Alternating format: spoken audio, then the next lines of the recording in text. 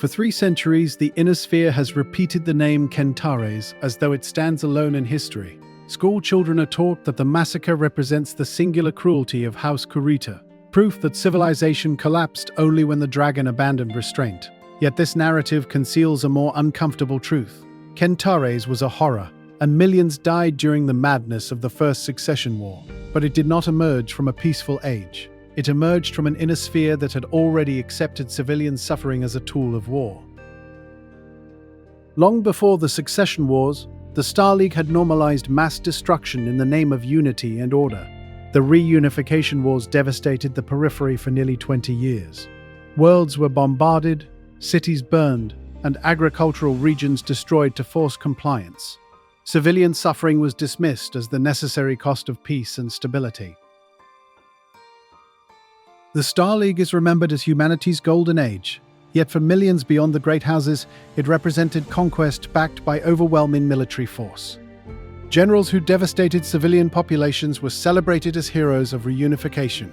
The great houses learned an important lesson during these wars. Civilian death was acceptable when committed in the name of order. Yet among all this destruction, only Kentares became sacred memory. Why? Because Kentares served a political purpose. The Federated Sons transformed the massacre into a permanent moral indictment of House Kurita.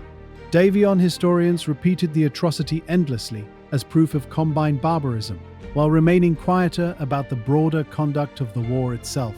Retaliatory bombardments, occupation reprisals, and mass civilian casualties became unfortunate necessities when committed by the civilized powers of the inner sphere.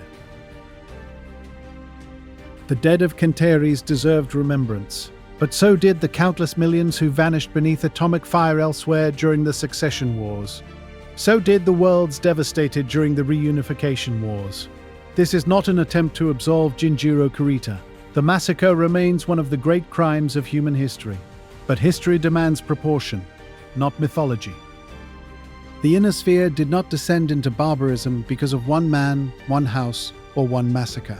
The barbarism was already there, cultivated over centuries by rulers who believed human lives could be spent like ammunition in pursuit of dynastic ambition.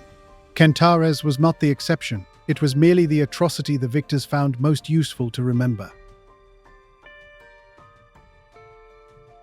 This program was made possible by the Calderon Foundation and by contributions to this TPBS station from viewers like you.